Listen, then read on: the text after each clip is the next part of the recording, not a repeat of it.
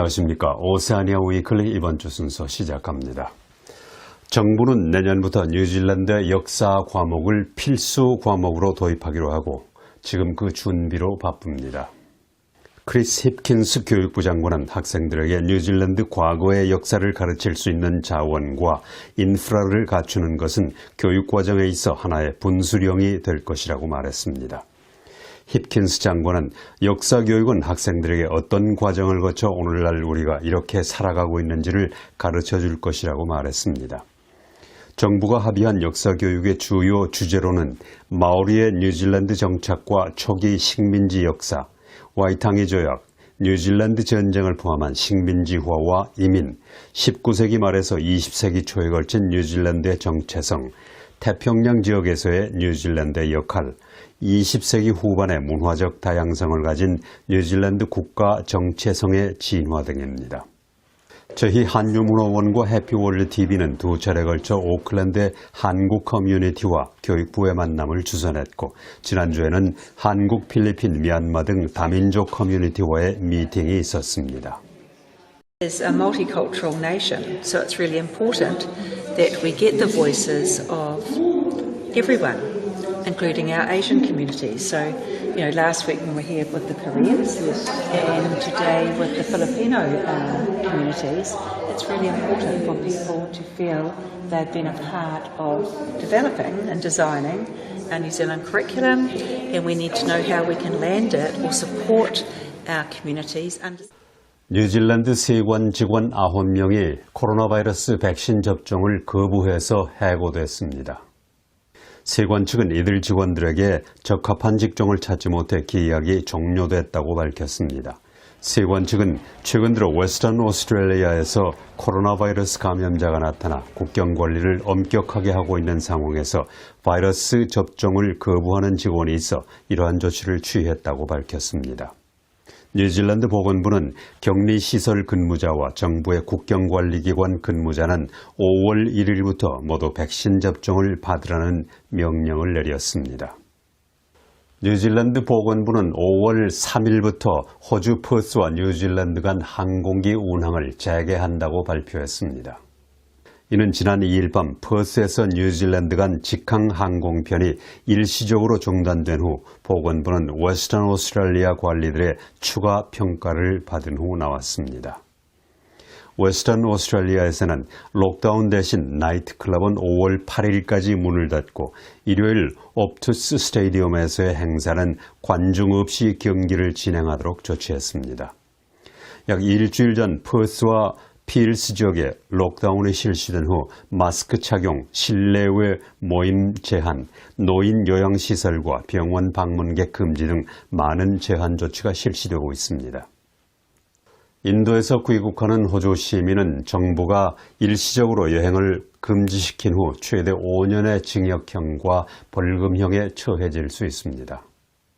호주 보건부는 이러한 조치는 인도에서 코로나 바이러스에 감염돼 격리된 사람들이 크게 늘어나 취해졌다고 밝혔습니다. 호주는 지난주 초 인도에서 출발하는 모든 항공편의 입국을 금지했는데 인도에는 약 9,000명의 호주인이 있고 이 중 600명은 어려움에 처해 있는 것으로 알려졌습니다. 호주인들이 자국으로 귀국하는 시민들에게 처벌하는 것은 이번이 처음이라고 호주 언론이 보도했습니다. 지난 월요일부터는 인도에서 체류기간이 14일 이내인 경우 호주 입국이 금지됩니다. 또 이러한 새로운 정부의 결정에 따르지 않으면 5년의 징역형이나 6만 6천 호주 달러의 벌금형 또는 징역과 벌금형을 동시에 받을 수 있는데 이 결정은 5월 15일에 검토될 것이라고 보건부는 밝혔습니다. 뉴질랜드 보건부는 현재 약 48만 명으로 파악되고 있는 그룹 2에 대한 백신 접종에 초점을 맞추고 있습니다. 그룹 2에는 국경관리 일선 직원, 노인 요양시설의 직원과 거주자, 보호자가 돌보는 마오리 노인, 그리고 태평양 섬나라 출신 시민들이 포함됩니다. 이 그룹에는 또 카운티 스마노커 지역에 거주하는 65세 이상 주민이나 기저질환자 또는 장애가 있는 사람이 포함됩니다. 오클랜드 시내 세 군데 지역보건국은 다음 주부터 이들 그룹에 대한 예방접종을 시작합니다. 한편 지금은 65세 이상 노인을 비롯해 많은 사람들이 독감 예방주사를 맞는 시기이기도 합니다. 뉴질랜드 보건부는 독감 예방주사를 맞은 사람은 2주 후에 코로나 바이러스 백신 접종을 받을 것을 권장하고 있습니다. 도쿄올림픽에 출전하는 호주의 모든 선수와 관계자들은 우선적으로 코로나 바이러스 백신 접종을 할 것이라고 호주 정부가 밝혔습니다.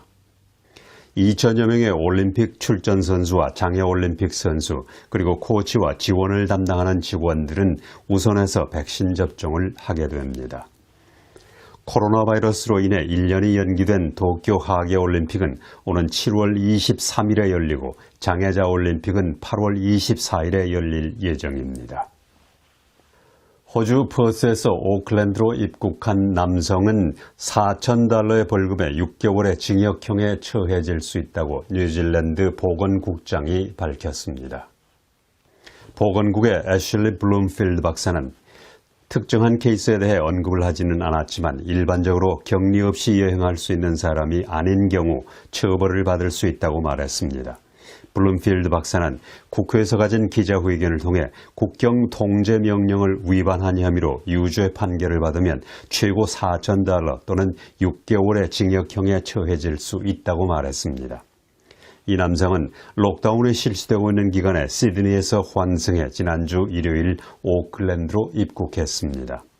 보건부는 이 문제는 현재 수사가 진행 중이기 때문에 이 남성이 어떤 처벌을 받을 것인지는 말할 수 없다고 전했습니다. 뉴질랜드는 코로나 바이러스 2차 감염이 심각한 상태에 처해 있는 인도에 대해 $100만 지원을 약속했습니다. 나나이아 마후타 외무장관은 인도에서 코로나 바이러스 감염자가 급증하고 매일 수천 명의 새로운 사망자가 보고됨에 따라 이와 같은 지원을 약속했습니다. 이 지원금은 인도 지역사회에 산소 실린더, 산소 농축기 그리고 중요한 의료용품을 제공하기 위해 국제적십자연맹에 전달됩니다. 국제적십자연맹은 고급형 구급차와 혈액 서비스, 의료용품 등을 인도 지역사회에 보다 많이 공급하기 위해 노력하고 있습니다. 뉴질랜드 정부는 아스트라제네카 백신이 6월부터 접종이 가능할 것으로 예상하고 있는 가운데 얀센 백신에 대한 승인 결정은 몇 주 후에 나올 것으로 보입니다. 의약품 승인기관인 메드세이프는 이들 백신 회사에 더 자세한 정보를 요청하고 승인 절차를 기다려왔습니다. 아이샤 베랄 보건부 장관은 아스트라제네카 백신은 오는 6월에 순조롭게 접종될 수 있을 것이라고 말했습니다. 뉴질랜드의 빙하가 20년 전에 비해서 7배나 더 빨리 녹고 있다는 새로운 보고서가 나왔습니다. 프랑스에서 실시한 이번 연구는 위성과 항공사진을 이용해 전 세계에서 매년 평균 267기가톤의 얼음이 녹아내리고 있다는 사실을 발견했습니다.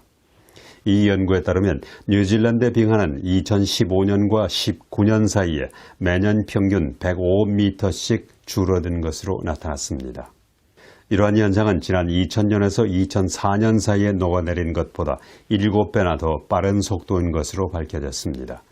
또한 20년 동안 전 세계의 빙하가 1년에 평균 267기가톤씩 줄어들고 있습니다. 1기가톤은 10억 톤입니다. 정부는 뉴질랜드가 기후변화의 영향을 줄이기 위해 오염을 줄이고 회복력을 구축해야 한다고 말했습니다. 호주의 중국 고위 외교관은 중국 학생들과 관광객들이 코로나 바이러스가 끝난 후 다시 호주를 찾을 것인지는 의문이라고 말하고 호주 상품에 대한 추가 무역 제재를 할 수 있다고 경고했습니다. 챙징예 중국 대사의 이와 같은 발언은 호주산 와인의 중국 수출이 96%나 줄어들면서 나온 것입니다. 챙징예 중국 대사의 이와 같은 언급은 빅토리아주가 중국과 맺은 협정을 호주의 국익에 도움이 되지 않는다는 이유로 연방정부가 취소하자 나왔습니다. 일본의 대기업인 아사히는 오클랜드에 본사를 두고 있는 올프레스 에스프레소를 인수해 음료 메뉴에 커피를 추가했습니다. 아사히의 뉴질랜드 최고 경영자인 앤드류 캠벨은 이번 인수가 현지 사업에 적합했고 새로운 품목을 추구할 수 있게 됐다고 말했습니다.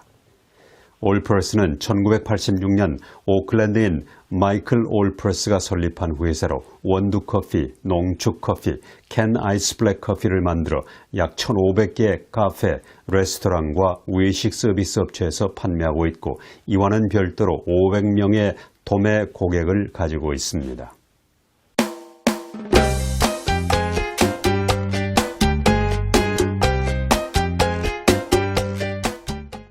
오세아니아 위클리 이번 주 순서를 마칩니다. 감사합니다.